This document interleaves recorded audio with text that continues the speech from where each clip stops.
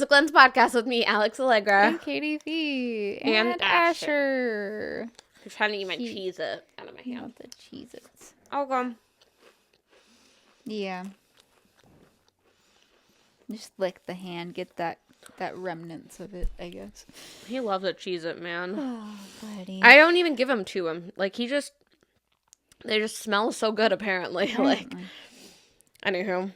Yeah. We're tired because CMA Fest was this weekend, and on top of that, like, we didn't go to all of CMA Fest, but we went to Saturday and today is Sunday. And then Friday night, we went up to see Ian Munsick instead of going to CMA Fest because he was up in Louisville. Yeah. And so we're just going to kind of catch up and talk about that. And I think I have a couple other little, like, newsy kind of new music-esque things, so. Okay. Yeah, that works too. Yeah. Yeah. Only 2 days of it, but. So many people, at least looking at it on social media, I felt like a lot of people were there Thursday and Friday. And I think it had to do with the lineup. Like people like Dasha and Stella Lefty, and like a lot of people were showing up for those kinds of things, actually. There's a lot. I feel like a lot of people do their fan club parties and stuff earlier in the festival as well. So yeah. So Saturday was actually kind of dead this year. Like even a couple of like people we run into are like, it feels different this year. And I was already surprised that Thursday and Friday were getting so much coverage on socials because I knew a lot of people, because of obviously the economy. We've talked about how like festivals just aren't even performing well, and even CMA Fest is struggling, especially with like the stadium shows weren't sold out. Like they've been normally very sold out, and they were not sold out this year.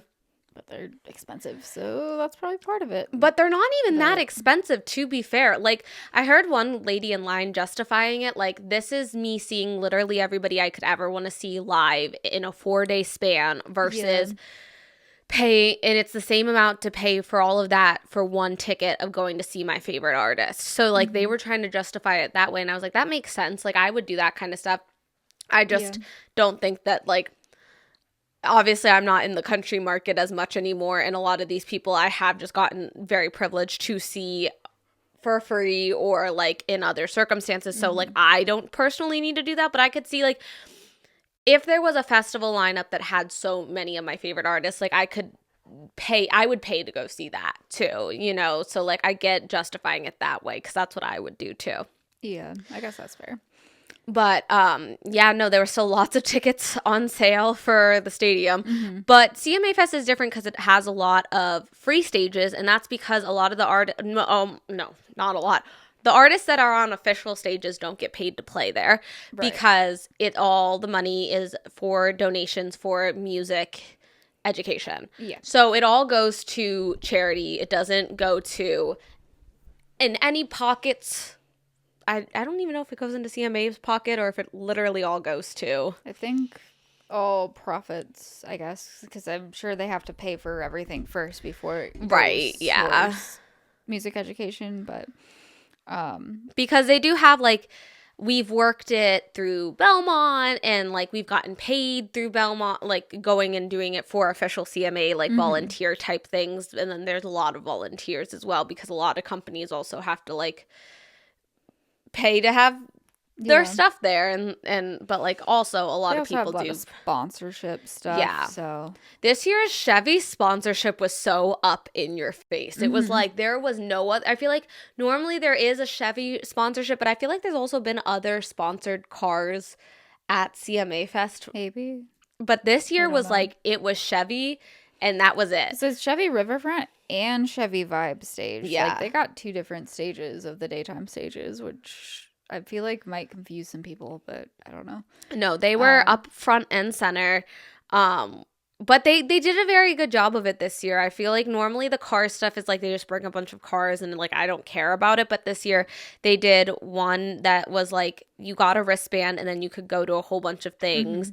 And we were drawn in because the one Chevy activation had dandelion from Ella Langley. They did like the visual recreation of it, and you could get a flower crown, and then you could go take a picture in it. And I was like, that's so cute. I want to go do that. Yeah. So that one was smart. And then there was I think the other thing about CMA Fest is there's so much free stuff, and like that's such a great thing. Like, so it's like fun to actually go and do the brands like activations, because I feel like a lot of them are just like in other festivals, they just aren't fun. And I think CMA Fest really tried to do a lot of aesthetically pleasing things this year, which was nice. Yeah. Because a lot of people I saw online were like, I'm not going because it's literally just influencers at this point. Like, I'm not gonna go. Like, it's just influencers. Like, it's not what it used to be. And I'm sure it isn't, you know? And I don't know if that's also just like we're in like a changing tides of like of music right now too, of like, you know, like I don't know if it's like we're just not up to date with all the people and like just don't care enough, or if it's just a matter of like country music doesn't know what it's doing, so we're in one of those like weird in between phases of like of their own music wave, you know, of like not sure who to put where, and like that draws people in. I don't know, because like I feel like because radio is still very much a thing in country, but you look at the charts and it's like people have several songs on the charts, so there's not as many artists that are getting that radio play. But then if you are going on streaming like most people are, then there's a whole bunch of options, and you can personalize what you're listening to more, so then you're not necessarily having everyone on your radar that is doing well in music, I guess. Which I think I talked about for our ACMs of like group of the year, duo of the year, whatever. Like most of those I hadn't heard of, and they're not on my radar just because I don't listen to them, and I don't really listen to too many like new people, other than occasionally if like a title catches my eye when I'm looking for new Music Friday stuff. I think CMA Fest too is one of those things that like it's not necessarily all country. Like they definitely try to like support some local acts that kind of draw on the pop side of things too. Like so I know that's how like a lot of our friends have gotten to play, or just like a lot of like the bar singers that like actually like put out music and have a bit of a following can play like the Hard Rock stage and stuff like that. That are curated. Which so Hard Rock stage is they moved it to Fan Alley, and it was something remix stage this year, but I do like that they did that because it was Wrangler. like it was sponsored by Wrangler. Yeah. Okay. Like I liked the Fan Alley idea of you go in for security for that area, and then you don't have to go through security for all three of those stages because they're all within that area. So you're not going through it as many times, which kind of helps the flow of traffic and everything too, to keep things moving around. Yeah. One of the other activations that was there that I was like, oh yeah, let's go check it out, was the Camp Rock 3 one. And I thought it was going to be like a tour bus for some reason. It was just a school bus. And you couldn't actually go inside like they were promoting, I don't think. It was just a bunch of photo op kinds of things, and it just looked a little cheesy. I personally don't think we need a Camp Rock 3, so I think we need to just find some more creativity here, people. I'm done with all the sequels and stuff. Yeah. But we tried creamy coconut Dr. Pepper or whatever, and we got free Celsius and Sonic slushies or whatever. Like there's so much free stuff where it's like we only had to pay for parking and dinner. Yeah. And that was it yesterday. And we stopped at Pink Lily because we're both ambassadors for Pink Lily. Yes. So if you go on to either of our Instagrams and go into our bios, you'll find some discount codes and the link that you can use to go on to Pink Lily's site, which is a clothing brand that I think Katie, is this a Pink? This is Pink Lily. Yeah. The shorts we got yesterday. But we got in there. I was like, I have that. I'm like pointing out what I already own. We went over there because this is the first time that they didn't do it inside of Fanfare inside where you have to pay. It was this own little pop-up at apparently their headquarters, which was cute. And so we didn't even know we were getting free. I feel bad that we didn't know. Like I felt like we didn't read the email or something, like but there's so many different ways that they communicate as an ambassador, so I'm like always a little lost, but we got free little tote bags which was fun. Something that I didn't expect to get. And then we each got, some shorts. And I got like a skirt so that I'd have something cute to wear when I take photos, because I need more like all black stuff and not just like, I wear a lot of like blue jean shorts, but like I know it's like a thing to wear all black as a photographer, and I'm a little bad about it. So I want to dress. The thing is like I want to go to these concerts and like festivals and stuff and dress like cute and comfortable, because I know I'm going to be outside all day in the heat. So I want to wear like cute shorts and stuff. But then I also am like sometimes in these photo pits and I'm like, like I just don't know what to wear. And like all these people, like I've seen a lot of TikToks, so like I finally found my photographer styles, and I'm like, okay, how do I find mine? And then we were walking by and somebody gave each one of us these little CMA Fest bracelets. Right. And I have my Chevy still on me from that. There's like a little code thing they have to scan in it, and I didn't know that was like a thing you can do on a paper wristband, but interesting technology. Yeah, we didn't do enough of those things. I think you had to do 3 of them to get like a free hat, and you get to pick which patch you put on the hat, but we didn't do enough. We just did the flower crowns. Yeah, Costco was also doing patch hats for free. Like you got to pick which. A lot of people were doing patch hats. Yeah, and then I think Alani had bandanas that you can make or whatever. Yeah. I know within Bell Bottoms Up, they did like a hat bar where you can get a customized Charlie One Horse hat and stuff. So, which obviously that's not free. They're not going to give away Charlie One Horse branded hats for free, but lots of hat customization things. Yeah, I think it's just they're easy and like to set up, and like it makes people like interested in the brands a little bit more. It's something other than just like handing out a koozie or handing out like those like the fans a lot of people do. Yeah.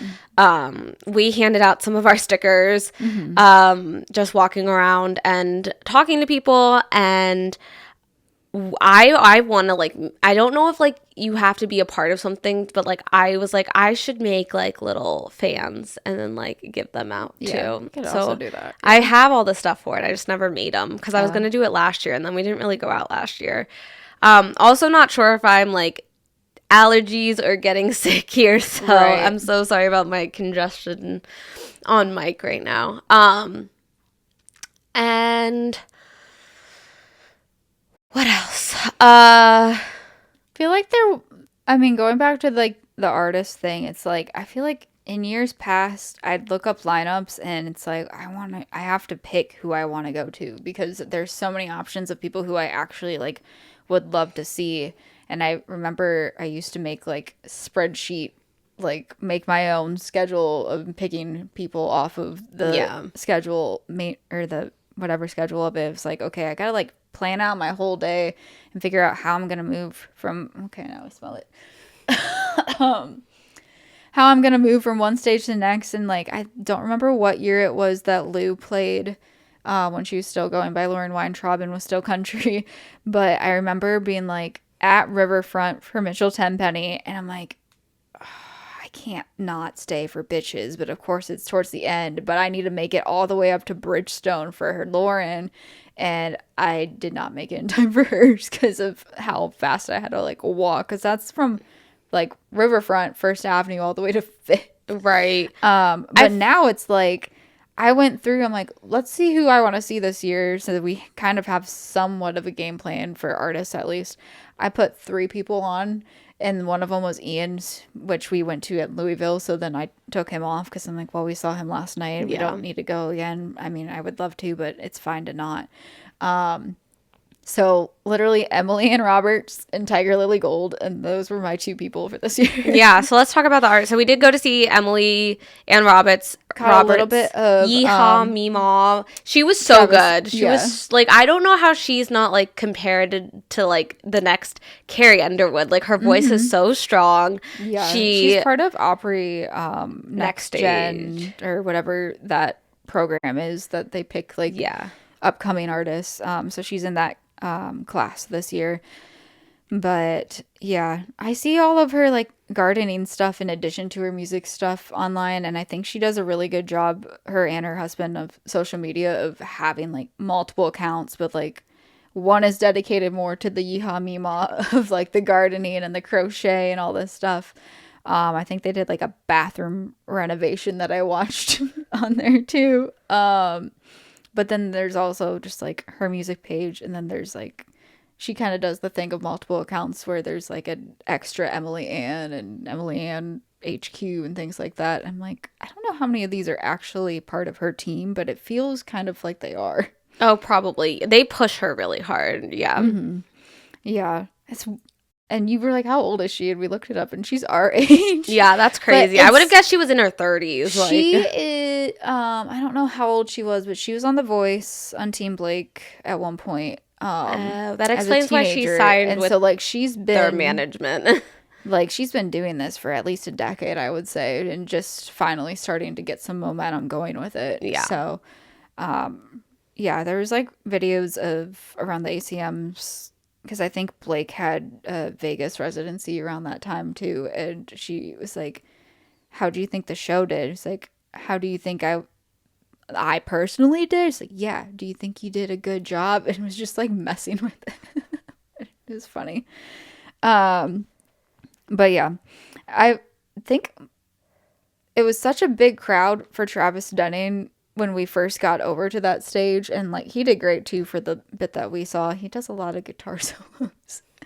But then like it stayed packed, and it was obvious then once she started. I'm like, okay, people are deliberately here for her. Yeah. Because as soon as she started singing Jack and Jill Daniels, everyone was singing along. That was such a cute song. So I'm not, I know of her obviously, but I like haven't really listened to a lot of her music. I only know the Whipped one because we talked about it on the podcast. But like, no, her songwriting was so good, and she just like had such a presence about her. And I was obsessed with the outfit because it was all yellow. And no, like she put on such a good show, and I was like, wow. So, and she had a lot of people had Yeehaw Meemaw like posters and stuff, so like I wanted her to like grab a couple of those, but yeah, I saw someone like off to our left had like a crochet shirt on or something. It was kind of like grabbing it when she says like, "I see you, Yeehaw Meemaws."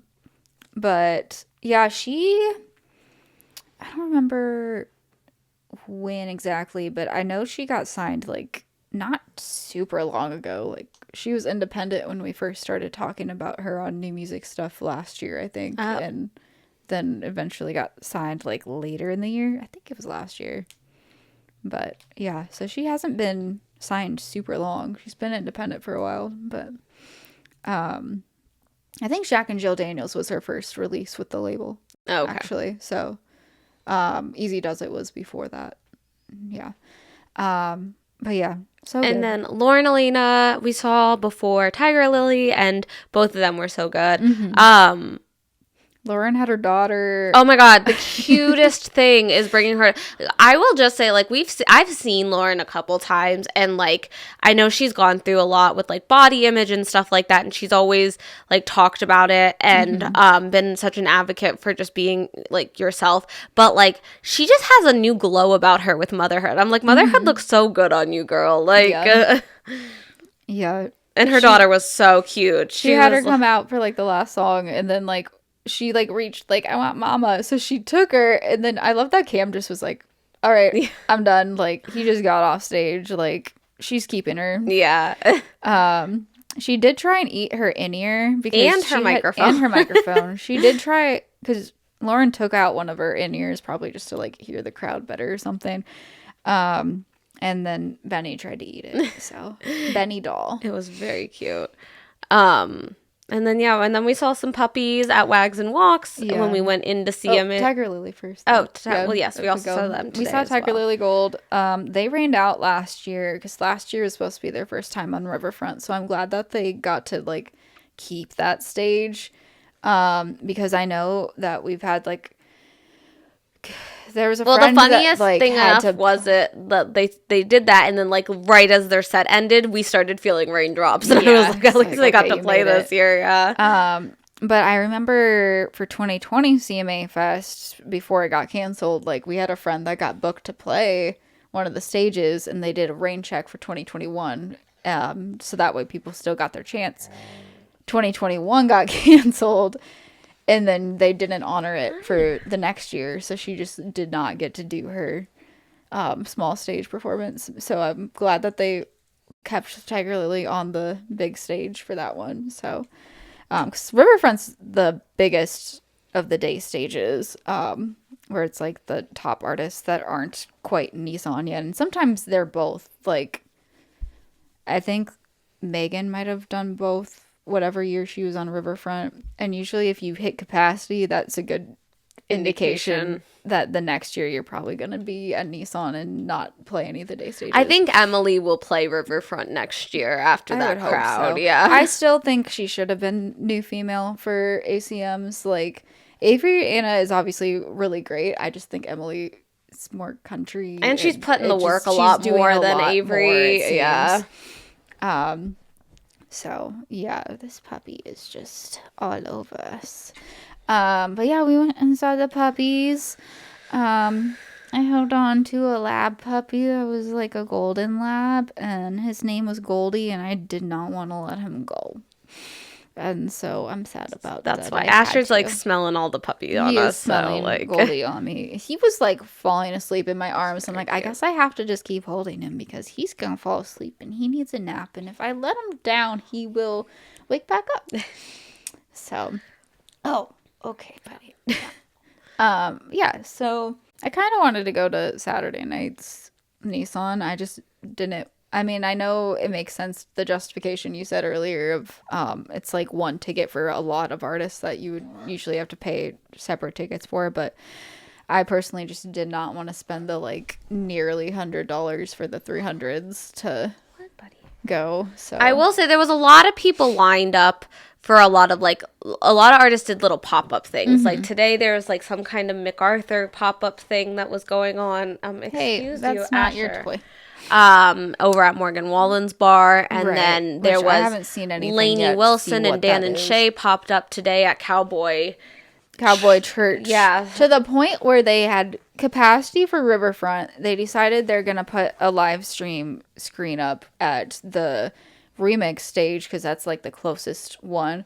That got capacity, so they're like, all right, Dr. Pepper stage, put a screen up there too. So, which I will say that was something that was I wish they, okay, so two things. One, at Sonic Temple, they had that, where when certain stages were shut down because they were like transitioning, they would put on the stuff that was going on in the stadium. So you didn't have to leave your spot, which I thought was so smart. And I was like, why do more shows not do this kind of thing? Like that would be so smart, especially when like you're trying to camp out at certain stages, especially over at Riverfront. It would make sense. And I was like, you know what they should have done, because this year they didn't do anything over at Ascend, is they should have like live streamed Nissan or something. It just would make more sense. On TikTok anyways. Like, I saw a little bit on TikTok last night because it just popped up and I was like, I'll watch for a little bit. It would just make a little bit more sense, and then they can like have people like participating in more, especially like when things reach capacity. Yeah. Over at Riverfront, like it would make sense for that to be like their live streamed stage at some other and it just gets certain artists then more exposure. Like maybe you didn't know about that one band or person, and then you got to see them because you were over at the one stage, and it's like, which originally, like the first year they moved the like smallest stage, which is the one that you can actually like apply to play on because the rest are like agents and stuff. The first time that they moved the little stage into Fanfare, I was like, now, why would you make it so people have to pay for the smallest artists that play this festival? Like, that's in a ticketed area. Like, that's not helping with their exposure. But there's so many shops and so many things that people are doing in there that, like, I guess you do get to hear them. And, like, they had a decent crowd when we were in there for that stage. So, I guess it's not a bad thing because, like, maybe it's also like to actually see their draw of like, versus when our first CMA Fest, it was in the like Sirius XM tower in like the lobby. That's like a music what's it called? A little music shop, like it was a t-shirt shop. visitor center. Just that tiny stage, and it's like, unless you're going in for that stage, you're not really going in there. Well, no, a lot of people were there to beat the heat because it was the yeah. only air conditioned spot at that point too, unless you wanted to pay to go into fanfare. And so I think it was also maybe to actually see your draw of like, oh, this person got a lot of people to come into fanfare to see that performance, that we can put them on a stage next year because they'll draw enough people in, you know, maybe more like practical. I think fanfare though, people probably go each day to like for meet and greet purposes, or like if you want to see some of the talks that like happen. But I think it's definitely gone down a lot with who actually shows up to do meet and greet kinds of stuff there. B, everyone does their own kind of fan club party stuff, so I think more people go to those than they do like just the line meet and greets, unless you're Carl the cowboy. Corgi. Cowboy Corgi. We did not get to meet him, but his got it hit capacity. So, but it seems like at first the stuff we were seeing, it looked like he's just like chilling in the back, and you like stand very far away and take a picture. But then I did see a video where some people got to scratch him because like he did walk over towards them more because they like crouched down for the picture. So if he did walk close enough to you, then you got to pet him. But we wonder why Carol Ann doesn't get to do anything, but apparently she just has to stay home with their children. Apparently they have puppies and Carol Ann has to take care of them. I don't know. That's what it sounded like, I guess. So, but anyways, yeah, fanfare, a lot of people have said it's just like gone down a lot more, and I think it's fair because even on Sunday, like the Wags and Walks puppies were popular, and I'm sure there's people that don't come every day, obviously, like us, but like I think a lot of people, it's like you come the first 2 days and then it's like, okay, well, I've seen everything in here already, like why am I gonna, or maybe it's like the last 2 things that you save for like the weekend, but yeah, it's not like you're coming back. But yeah, I mean, I know they do like more of like a talk type and a little bit of performance type of thing on the CMA close-up stage. So people might come for that if they want to see the artist of the day or any of those talks. Right. Like they did a Randy Travis like 40 years of his Storms of Life album thing, which Emily Ann also was part of. And then it was Shane McAnally and I want to say Ashley Gorley did a thing right after that of talking about songwriting and writing hits and stuff. So they have more on that stage than I feel like they used to. It feels like they filled up the day versus only like a couple times a day. At least that's what it looked like on the lineup this year. So I do like that. And Randy Travis was meeting people like for the first, or at least Friday, Saturday, and we were not there either of those days. Well, we were there Saturday, but not in fanfare, and so no Randy Travis meeting. But I think that's everything. Did you guys go to CMA Fest? Are you a local? Do you like going to CMA Fest? Do you avoid downtown at all costs during CMA Fest? Because I know plenty of people who say that they do, which is also fair. Honestly, if I didn't have Katie wanting to go today, I wouldn't have gone today. I was like, that was enough CM. One day, honestly, is enough for me anymore. And I go downtown more to like promote my own stuff than I do to like go and watch people, I feel like, anymore. So I just wanted to see Tiger Lily, so that's why we went today, since we know them from Belmont, and I was like, I want to go see them on the big stage. But anyways, if you went, we'd love to hear what your thoughts were on this year's festival. You can send them to us at themusiclenspodcast@gmail.com, or just throw it on in the comments on YouTube or on our socials at The Music Lens Podcast. You can follow Alex at Alex Lager Music, and you can follow me at Katie Fee Music, and we will see you next time. Bye.